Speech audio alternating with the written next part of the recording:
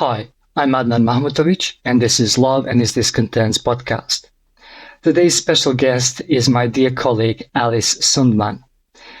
She has a PhD in English literature. She's currently a postdoc at the Department of English at Stockholm University.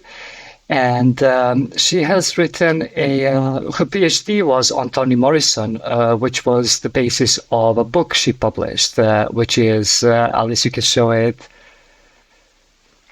There you go, Toni Morrison and the Writing of Place, which is an amazing book. Alice was just a stellar scholar and colleague, one of the best that I've met over the years. So I'm really proud that I'm so happy to have this opportunity to talk to you about Toni Morrison.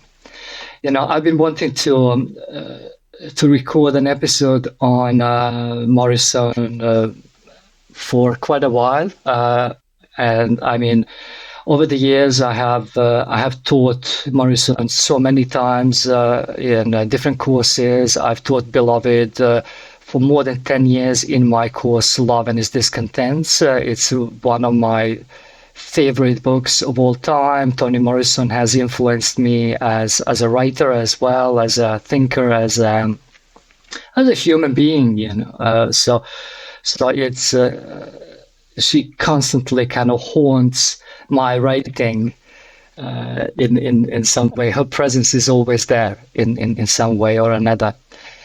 So I was so hyped about this conversation. So thank you so much for accepting this, Alice. Thank you for inviting me. Right, so Toni Morrison has written so much about love. Where do we even begin to talk about? Yep. Well, it's not really possible to talk about Toni Morrison without talking about her masterpiece, Beloved. I'll show it to you. This is a first edition of the novel, and her picture on the backside. Yeah. And it's not possible to talk about Beloved without talking about love. So that's where I would like to start, with Beloved. Please go ahead. Tell us a little bit about, if you can sum up the story very briefly first for our viewers, and then you can tell us a little bit about, you know, what kinds of love she talks about, and then we can kind of go deeply into it.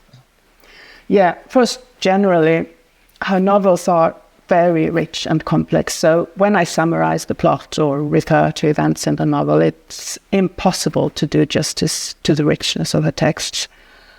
So just keep this in mind. There's so much more to them. That said, I can say very briefly that, the novel Beloved then is about a former slave, Sethe, who killed one of her children and tried to kill the other three. She did this to prevent them from being sent back to slavery. And this is based on an actual person, Margaret Garner, whom Toni Morrison read about in a newspaper article. In the novel, Sethe and her daughter Denver live in a house, 124 Bluestone Road, in Cincinnati, Ohio. One day, a young woman appears. Sethe and Denver, and the reader, at least I, think that she is Sethe's dead child.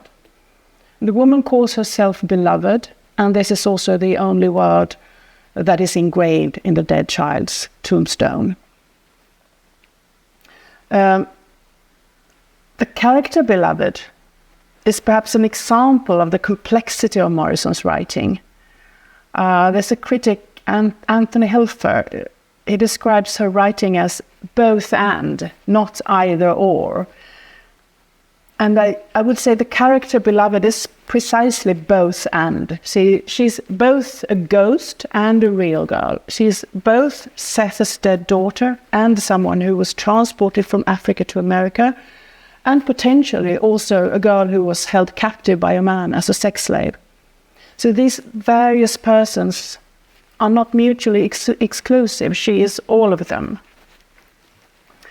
And also Morrison writes this complex and multifaceted story using a disrupted chronology, flashbacks to Seth's life in slavery, her escape, as well as lyrical passages displaying thoughts, feelings, memories from a slave ship, etc. Yeah, thank you. No, that sums it up. So, absolutely, I really like that you try to show it's. Of course, it's too complex to be summed up easily, but those are like the main elements of it, and in a sense, you cannot separate the lyrical style from the content. You cannot separate the form from the content, just as you say. It's both end with the girl, who is both a real person and a ghost, and whatever she is, it's something. And it's both and something in between, lots of things. So it seems to me that the prose itself works that way. There is the prose itself is written in a way to in fact give the reader this feeling of everything being kind of this. Very thick in a way. We'll talk about that later, the prose itself. But tell us just a brief, what kinds of love that she treats in this novel, and then we'll look at each separately. Yes, there are various kinds of love. There's a mother's love for the daughter she killed because she wanted to prevent her from living a life in slavery, if we can call this love. There's the love between Sethe and Paul D. Paul D is also a former slave from the same farm Sethe escaped from, and they knew each other in their youth. There's, I think, Paul D's love for the landscape through which he's traveling. And there's also the question of having the capacity to love yourself. And then I think we could also reflect on the author, Toni Morrison's love for her characters and for the people whose experiences she writes into literary history through her work. I would like to reflect a bit on the inspiration for the novel and how Morrison has described this. It is well known that the idea first came to her when she was compiling material for the Black Book. And I have that book here as well. This is the Black Book. It could be described as a scrapbook. It's a compilation of newspaper articles, drawings, ads, etc. I'm just trying to show you some of the content of it here. And it documents moments from African American history. It's edited by Middleton A. Harris. Morrison compiled material for it, and this is a new edition, and this has Morrison's name on it. Forward and preface by Toni Morrison. The first edition didn't have that. Her name wasn't on it. While working on this, Morrison found a newspaper article about the escaped slave Margaret Garner, who killed one of her children and tried to kill the other three to prevent them from being sent back to slavery. And Beloved is based on this. Morrison has written about this in a collection of essays, The Origin of Others, which I also have here. This is from 2017. Nice little book. And here she describes the character Beloved as, and I quote, the prime motivator, the reason for the novel's existence. That's end of quote. And regarding the ethical question, she writes, and this is another quote, the only one with the unquestionable right to judge was the dead child herself. That was Morrison. So Morrison doesn't condemn Sethe's act. Instead, she tries to understand. She wants to explore the background on the infanticide and its consequences. So there's no sentimentalizing or justifying the killing either.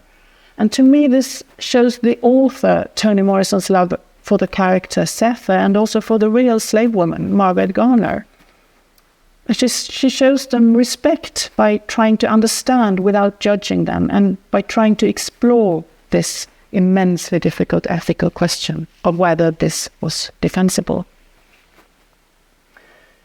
And I think this is a kind of love that Morrison shows for her characters in general.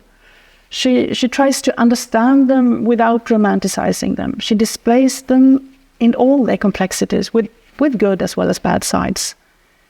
And also, I would say, when she writes African-American life, history and experiences into literary history, this is also an act of love, respect and care.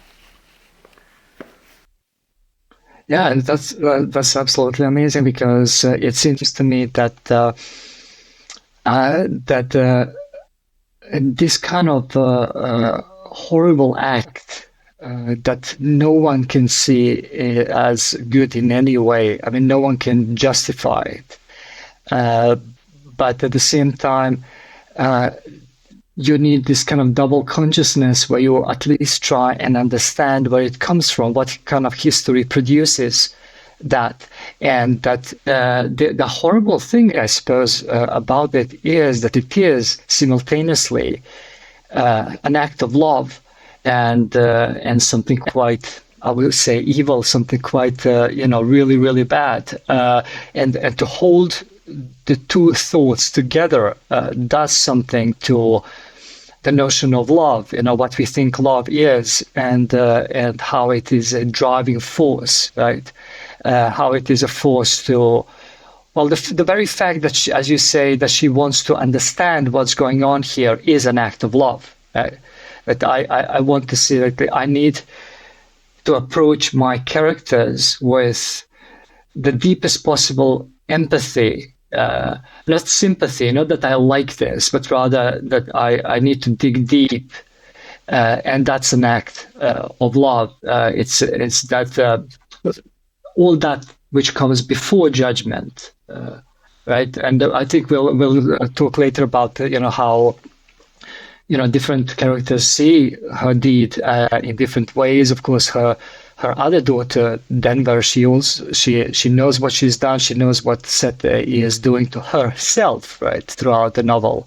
While both, so this kind of tough love, it's extremely tough love. So it's almost like Morrison chose this extreme case deliberately because it puts us at in a position where it's like it suspends us in so many ways, and we have to think with both mind and heart, our bodies at the same time. I think it's quite remarkable, that thing. Yes, and the question is, can we even talk about Sethe's act in terms of a mother's love for her daughter? It prevented her daughter from being sent to slavery and from living a life in slavery. But she also took her child's love from her. Life, I mean. She took the life from her child. And the girl never had the opportunity to decide for herself whether her life was worth living or not. So is this love or possessiveness, control? The possessiveness is one of love's discontents. And a literary critic, Jean Wyatt, has shown in that in Morrison's novels, possessiveness frequently destroys love. Hagar's love for Milkman in Song of Solomon results in suicide. The passion between Sun and Jadine in Tar Baby is doomed for various reasons, one of them being the increasing possessiveness and violence in their relationship. And in this novel, in Beloved, Paul D says to Sethe that her love is too thick. To which Sethe replies, love is or it ain't. Thin love ain't love at all. That's right. What does that mean, Alice? Yeah, what does it mean? How can love be thick? Why is it thick? Yeah, what is love when love is thick? I think here it is a kind of maybe a love that is permeated by also possessiveness, and also a really, really strong feeling that, I can't really explain what it is, and I'm not sure I really understand it. Seth herself says in one passage, "My love was tough." And in relation to this, she defends her act, saying about her baby girl, "She had to be safe, and I put her where she would be." So it's kind of like Seth knows what is best for her child, although, of course, she cannot know that. That's right. I'm thinking thickness because it immediately suggests materiality. That something is material rather than spiritual. So that kind of corresponds to the way Morrison works with materiality and not just spirituality. So the two kind of are one and the same. The spirit is also materialized; it's corporeal, right? So when we talk about spirit, we would say thin, like air. Air comes to mind when we talk about spirit, right? And spiritual love, and the love as such is, you can't really grasp it, but here you can actually touch it, which is really interesting, right? That's a really interesting reason. Yes. Yeah. And if I'm thinking also the fact that water and blood as and mother's milk, that if we remember from the novel that she was that the rapist stole her milk, so she couldn't feed her baby. So that thickness of the material love is there. The thickness of water, the thickness of blood, the thickness of the mother's milk, I think is interesting in many ways. Yes, definitely, yes. Yeah, and there's also the question of violence. Oh yes, of course. Yes. That's very closely related to this thick love, at least in Seth's case, because the killing, of course, is extreme violence, and in her oeuvre as a whole, love is frequently closely related to violence. We have Joe Trace in Jazz shooting his young lover. In Sula, Eva Peace burns her son to death. That's also an act of love, very extreme. And in The Bluest Eye, Charlie Breedlove rapes his daughter Piccola. And Margaret in Tar Baby loves her son, but burns him with cigarettes. Oh, just go on. It's just so much. When you just start listing it, it's you get the sense that there is almost obsession with love and violence. And so please continue. And there's a critic, literary critic, Terry Otton, who uses the expression horrific love, and he points to how Morrison portrays love as shaped by social and historical circumstances. There's a history of slavery, racism, both past and present, and there are, of course, the individual circumstances in which the characters have lived. So again, she doesn't judge her characters, and she seems to say that in order for us to judge other people's decisions or actions, we need to know the context, and this includes the characters' individual lives as well as the social and historical circumstances that shape their lives and the kind of love they are capable of showing. There's a passage in The Bluest Eye in which she writes about, let's see, where do I have that? Yeah, it's here. She writes about how kinds of love depend on the person who loves. This is right at the end, on the last page, and the narrator is reflecting on the story, and she writes, "Love is never any better than the lover. Wicked people love wickedly. Violent people love violently. Weak people love weakly. Stupid people love stupidly." That's amazing. How about that? Well, there's all these are kind of negative. The wicked people, the violent people, the weak people, the stupid people.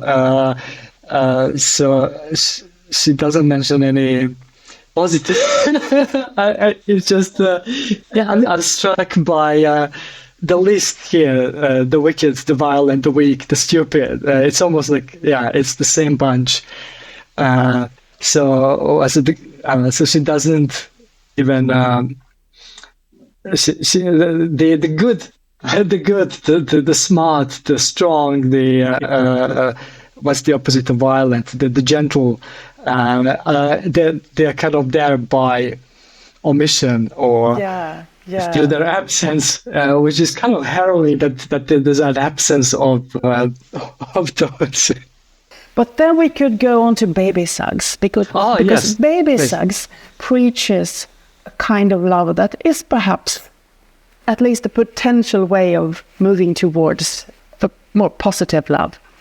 And that is baby Sugs in Beloved, she preaches in the clearing.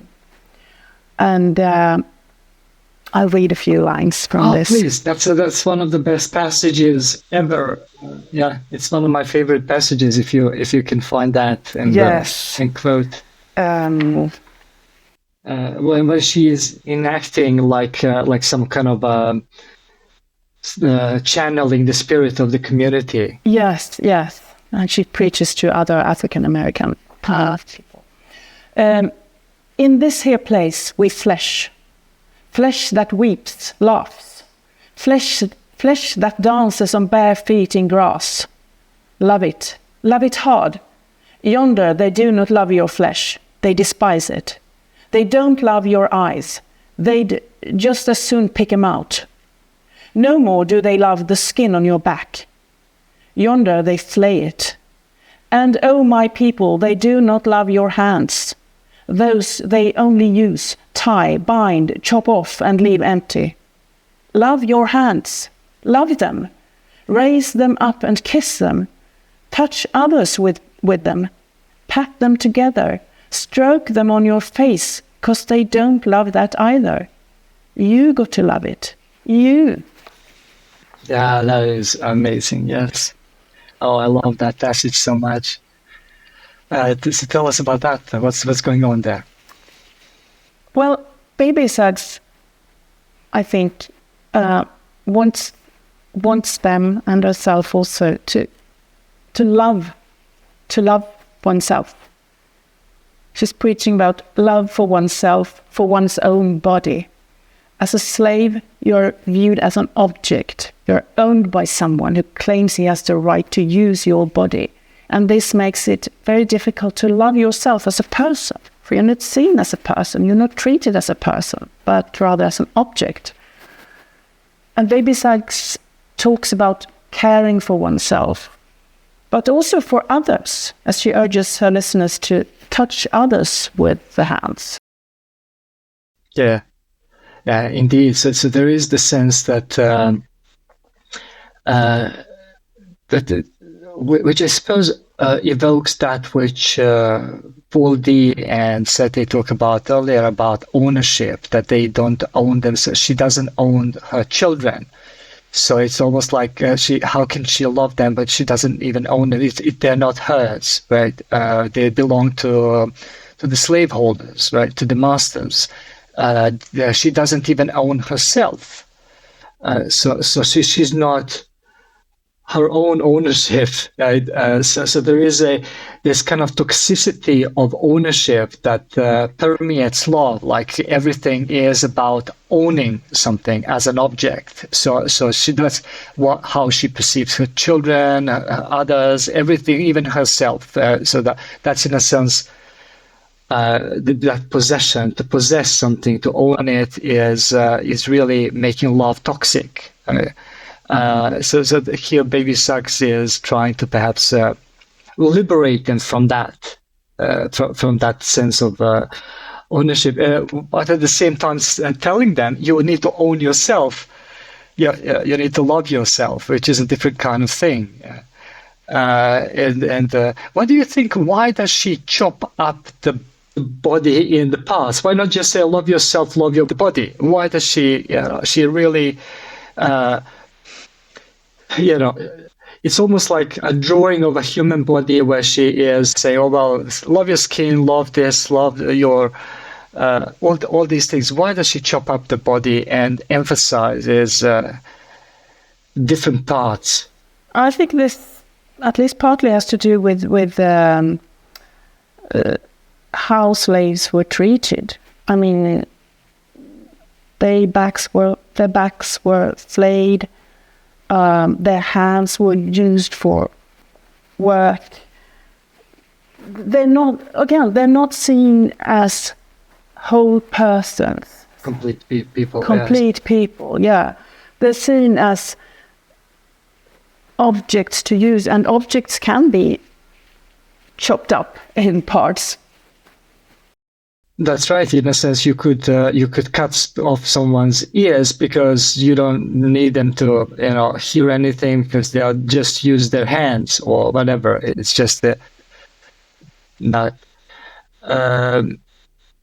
I think there is a part in that quote which I always ask students what they think, where it is this emphasis on the liver, like love your liver. I mean, who says that? I love your. Okay, you understand hands, you understand heart, you understand head, you understand skin, all those parts which are more symbolic, like in that way we recognize. But then the liver kind of stands out.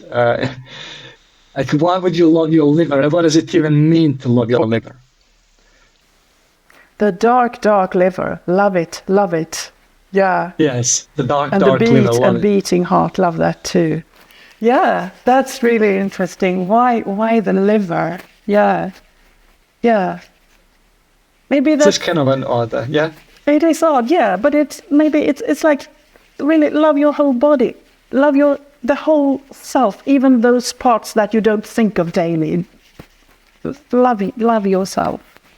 That's right. I mean, the parts that don't seem to be immediately useful or symbolic,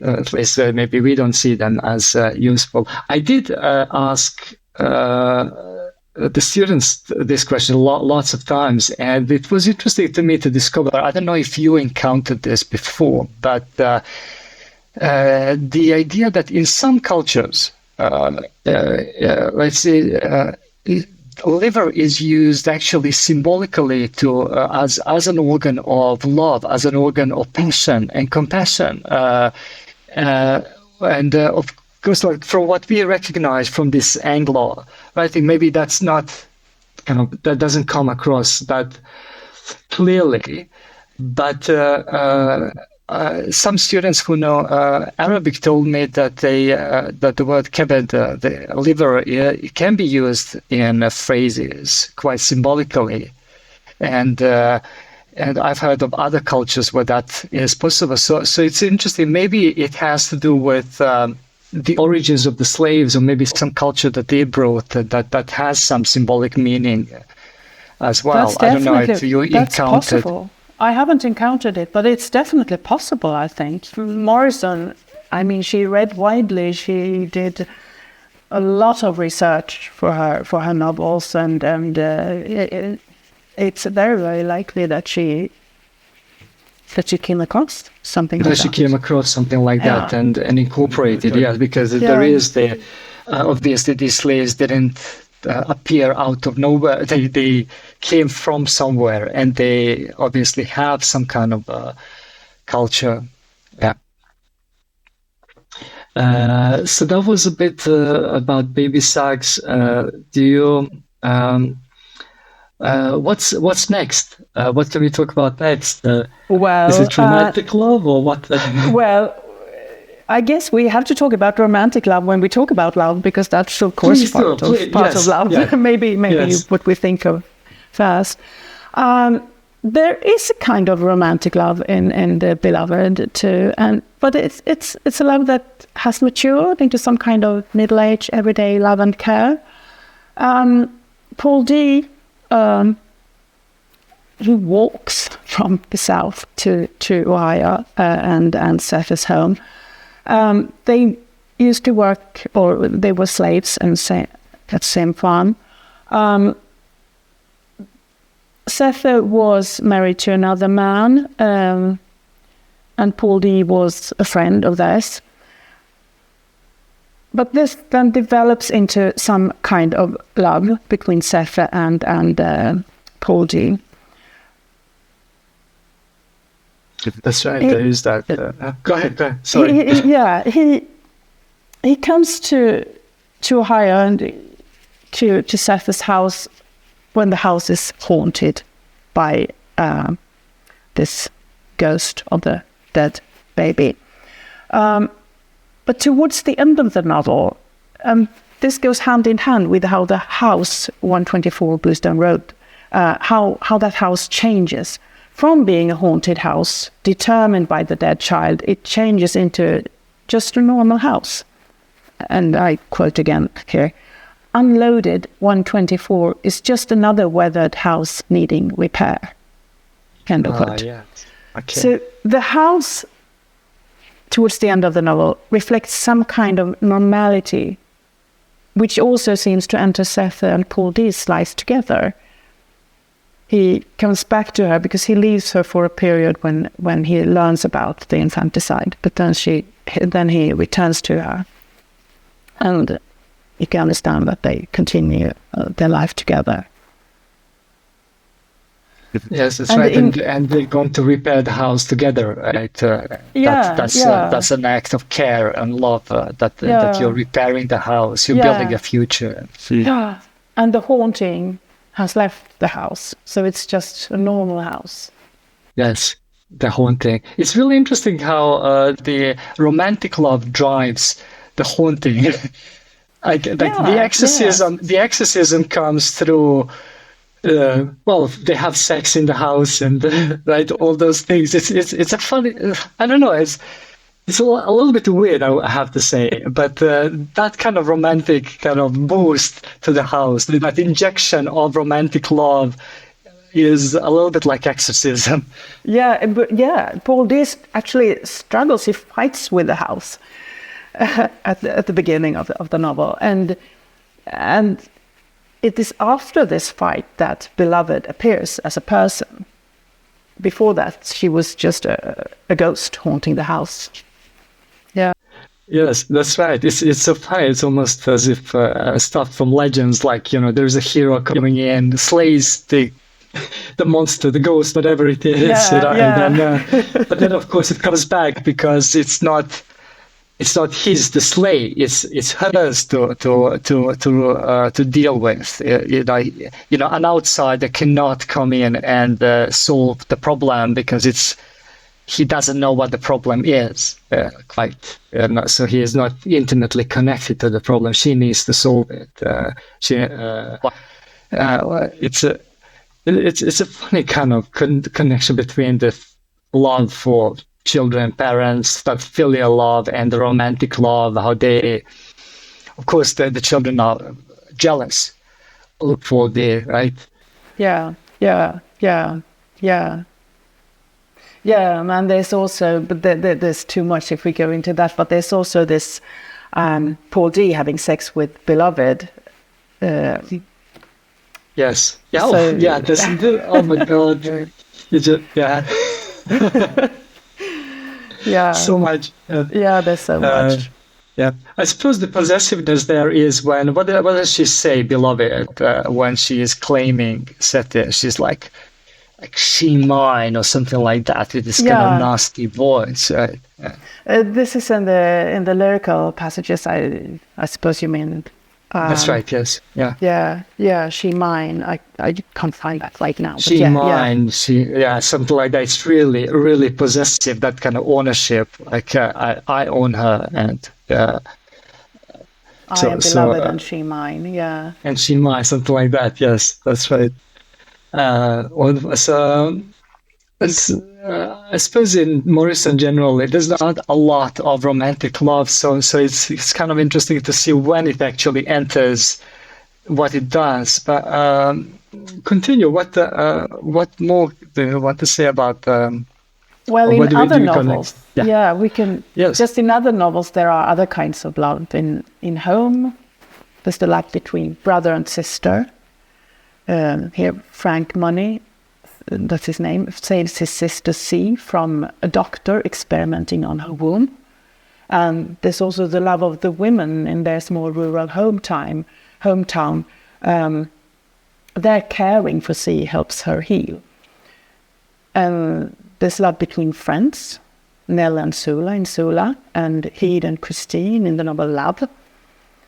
And these friendships are often destroyed by men, and particularly by relationships with men. But at the end, the characters come to realize that their friendship was indeed what should have mattered, not the relationships with the men. Yes, she's quite consistent in that way, you would say, throughout her work. What kinds of love she focuses on and what she does. You mentioned that because you wrote about place, right? And the love for places or spaces or how. Yes. What can you say about that? That's not something that people tend to kind of see immediately. I think it's something that you really need to point out for people to actually see. Yes, right?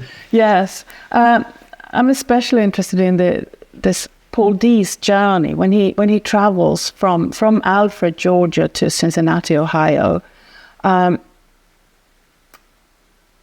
Here, I think Morrison portrays a love for the landscape in which he travels. He escapes from imprisonment in Georgia and travels on foot through the landscape to Cincinnati, where Sethe lives. And I'm particularly fascinated by the way in which Morrison describes his love for the landscape as something that he loves despite not wanting to love it. He is a prisoner on the run, an outcast in a country in which he is treated in horrendous ways. Yet he cannot resist loving the landscape. And I'll read a few quotes. He could not help being astonished by the beauty of this land that was not his. He hid in its breast, fingered its earth for food, clung to its banks to lap water, and tried not to love it. And then a bit later, he made himself not love it. And further on, anything could stir him, and he tried hard not to love it. So he really struggles not to love this place. And you see the variation. First he tried not to love the landscape, then he made himself not love it. That is, he forces himself not to love it. And finally he tried hard not to love it, suggesting that his attempts fail. So this repetition with variation stresses precisely how he cannot resist loving it, which emphasizes precisely his love for the landscape. Yeah, indeed, because that's the love taking possession of you. It's a force which is not of your making. You don't decide it. So in that way, it is like Sethe saying, okay, well, the love is thick. I cannot control it. It's not mine to control. It just takes over me. Yeah, in some ways. That is absolutely amazing about Paul D's love for the landscape. Is there more? Yeah. He also he learns from a Native American how to read the landscape. And I'll read a passage again. Follow the tree flowers, he said, the Native American. Follow the tree flowers, he said. Only the tree flowers. As they go, you go. You will be where you want to be when they are gone. So he raced from dogwood to blossoming peach. When they thinned out, he headed for the cherry blossoms, then magnolia, chinaberry, pecan, walnut, and prickly pear. At last, he reached a field of apple trees whose flowers were just becoming tiny knots of fruit. So the flowers guide Paul D through the terrain. And this too, I think, can be related to love. There's a bond between Paul D and the vegetation, and he learns to read it. And the vegetation helps him, albeit not actively, but rather through the plants, just being what they are, and Paul D being receptive to them. And again, we could relate this to Toni Morrison, the author Toni Morrison. I studied her manuscripts for my PhD dissertation, and her working material for Beloved included notes where she had listed various plants and noted to herself, it seems, that she planned to find out how and when various kinds of trees blossom along the eastern seaboard. And I think this testifies to her thorough research and her careful handling of details when writing. And it could also be understood as a kind of love for her texts and for her readers. She wants her readers to have the best text she can. Yes, this kind of all-encompassing love, like it permeates everything. It's ever not just single between, let's say, humans or whatever. It really needs to exist at all levels, as you in a sense listed in the beginning, like covering all bases. Yeah. And I think especially the natural world, it's quite prominent in many of her texts, but it hasn't been very widely studied. But now there's a book by Emissa Wardy titled Toni Morrison and the Natural World, an Ecology of Color. And this was published in 2021. And I think this really fills a gap, because I think in Morrison's work there is strong love for the natural world that is worth emphasizing and worth exploring further in relation to all the other things she writes about. Is it in other novels as well? Yes. Tar Baby. We have. Tar Baby, okay. Yeah. I have it somewhere. You have all the books on your desk. I have almost all the books. I have all the books. I don't know if I have all of them here right now, but yes. In Tar Baby, the natural world merges with a mythical realm in which mythical horsemen living in the uninhabited parts of the fictional island she writes about. And then we have Paradise, stunning scenes in an Oklahoman landscape. Song of Solomon presents milkman's learning to know the landscape of his ancestors. And his being in the landscape, his bodily experience of the place is crucial for his kind of connection to his ancestors. Oh, that's so nice. Because when I was thinking, when you mentioned this theme or that possibility, it's like trying to, of course, in some works it's clear that you could find it, but the same, especially in urban landscapes, is that how does it work in the urban landscape where there is no nature? What is the love to places or spaces there? That's a tough one, I suppose. Okay, it's easier to see it when it comes to nature, but still. Yeah. Yes, but what first? The first book I read by Morrison was Jazz. And that is set in, well, it isn't spelled out, but it's set in Harlem, New York. And I would say there's an immense love for the city. And you have the city like dancing with its inhabitants. And that really attracted me, drew me to Morrison, that kind of bond between people and the city. So there's a love for the city as well. Oh, that's beautiful. I was hoping that you would say that. I have a kind of vague memory of some of this, but just all you're saying about this love to the landscape, just the setting as such, is really speaking like really deeply to me because I'm a sucker for a good setting as a writer. I think the setting is extremely important, and I tend to nag a lot about the proper treatment of the setting, not as decoration, not as just an interior where something takes place, but rather as an organic part of the story itself. And that's something I've loved in Morrison in general. I think you know a lot more than I do. You've studied it deeply, so I'm sure you know a lot about it and different things, perhaps sometimes. Yeah. So, what is Beloved your favorite novel by Morrison, or is there another maybe? Well, I suppose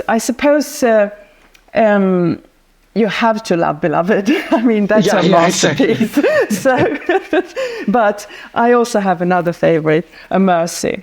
I think this is really a gem. I think it's set in the late 17th century. The main character, or perhaps one of the main characters, is Florence. And she's a young slave girl who was accepted as payment for a debt. She's taken from her mother and placed at a farm owned by Jacob Vark, who's a colonizer, trader and a farmer of European descent. And as Florence experiences this, when she was taken from her mother, in her words, her mother asks the men to take Florence alone instead of both of them in order to keep her little boy, Florence's brother. So the mother wants Jacob Vark to take just her daughter. And I can read how Florence describes this. So I quote her here. Sir, saying he will take instead the woman and the girl, not the baby boy, and the debt is gone.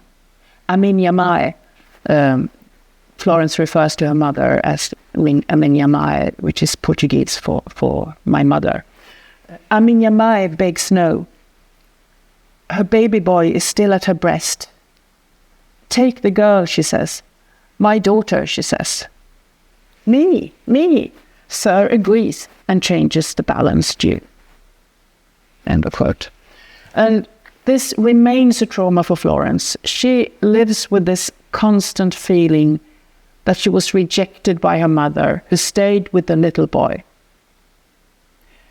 In the novel's last chapter, however, Florence's mother's perspective is given. And it turns out that her asking Jacob to take Florence was an attempt to secure a better life for Florence. And I think this too could be understood as an act of love. She says, or writes, we don't know, I saw the tall man see you as a human child. And the mother herself is taken advantage of sexually by her owner. So it is implied, at least, that is what she wanted to save Florence from experiencing. So again, we have a mother's love for her daughter, which leads to her daughter just feeling rejected by her mother and not being taken care of. So this complicated kind of love again. Indeed, there are these things which, in a sense, you recognize as a writer, things that haunt you, that in a sense you feel like, even if you've dealt with them really deeply in some work, and I don't think any of us would say that she hasn't done it, like in any of the books, that it's almost like she really paints that picture. She keeps coming back to it, like there's more nuance to it, there's more to say. So that in itself is a form of haunting, which you keep dealing with. Yeah. Good. But then on Jacob's farm, Florence falls deeply in love with a blacksmith. At this time, in the 1690s, slavery was not yet racially fixed. And the blacksmith is a free black man who visits the farm to do some work for Jacob. So he's not a slave. And I think this is part of her. This is important for her, I think, because she sees this free man talking to her owner as an equal. And they have a relationship. Then the blacksmith leaves the farm when his job is done. But there we have this romantic love or infatuation. But when Jacob's wife falls ill, Florence is tasked to undertake a journey to the blacksmith in order to ask him to cure Rebecca from smallpox. They think he has this capacity, and he does something with the blood so that he can cure people. When she arrives at the blacksmith's house, it turns out that he has taken care of a little boy. And of course, Florence's childhood trauma comes back to her.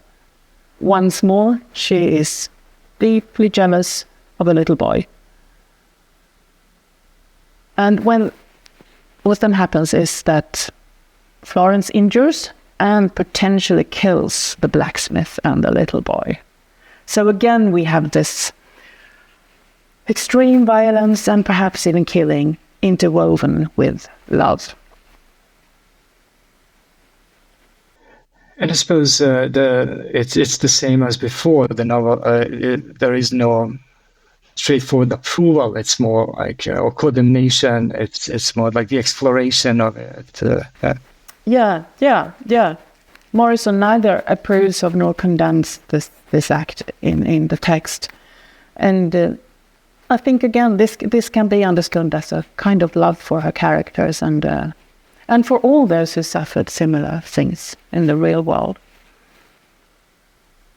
So that's right. So, when we get to this point,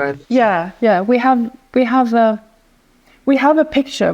This is towards the end of the novel, and we have a picture of who Florence is, what she has experienced. So, to some extent, we can understand why this happens. It's not that we approve of it, but we have the background. We are given the context, her personal life, the historical and social circumstances that led to these violent actions. And it turns out this novel, it's told from various perspectives, and from various characters are telling their sides of the story.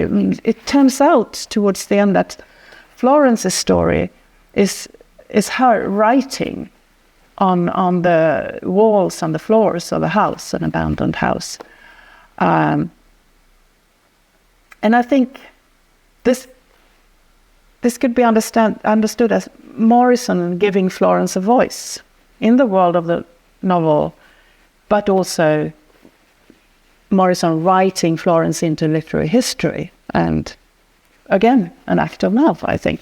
Yes, definitely. I mean, that's why she got the Nobel Prize, as a kind of gift to the African American community, the giving of history, and this kind of intimacy through history.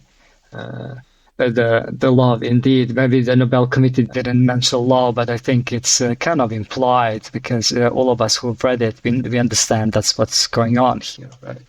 This is an act of love and compassion, not simple data research, things like that.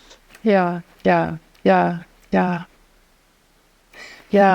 Then also in Immersive we have the character Sorrow, yet another troubled character. She has lived all her life at sea, and she has a deeply troubled relationship to land. And she also has an invisible friend. She is seen by other characters as potentially mentally ill and perhaps as having some kind of cognitive impairment. and she is taken advantage of sexually by men, the deacon, being one of them. When her first child is born, it is potentially drowned by Lena, who is a Native American, also working on the farm. She has a very strong bond to nature, to relate back to the importance of nature. It is very significant in a mercy as well. But when Sorrow is about to give birth to her second child, she goes to the riverbank alone to avoid having her baby taken from her once more. And she remembers how Lena put it in the river, saying that it was stillborn, but Florence remembers that her child yawned. On the riverbank, when she's giving birth, two men who also work on the farm notice what is going on, and they help Sorrow with the delivery. And for Sorrow, this is a turning point in her life. She changes her name from Sorrow to Complete. And this, I think it suggests hope and new life and a focus on the future rather than on the past. And what changes her? What changes her name from Sorrow to Complete is, I think, a mother's love for her child. So the new being, a new identity requires a new name. Names are really, really interesting in Morrison's work. It's, you could probably write a dissertation about the use of names in her work. So yes, yes.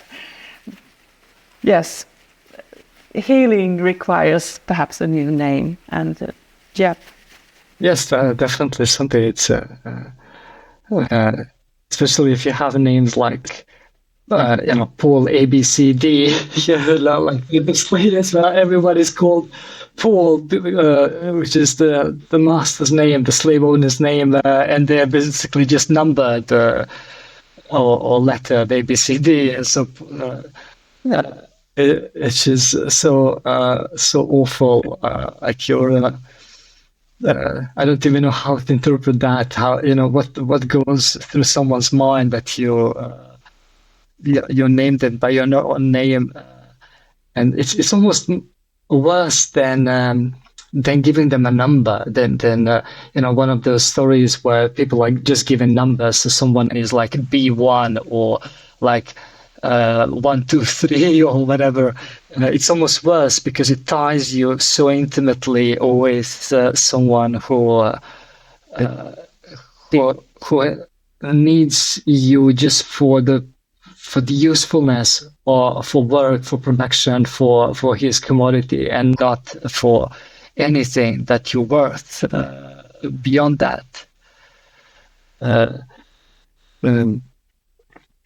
So it seems to me that, of course, you've shown that love is everywhere in Morrison's novels, right? It is. Yeah. It is everywhere, I think, and in various forms, and coexisting with its discontent. And of course, I have to think of the name of your pod, Love and Its Discontents. It's combined with control, violence, possessiveness. And Morrison herself has commented on love in her novels in an interview. I will quote from it.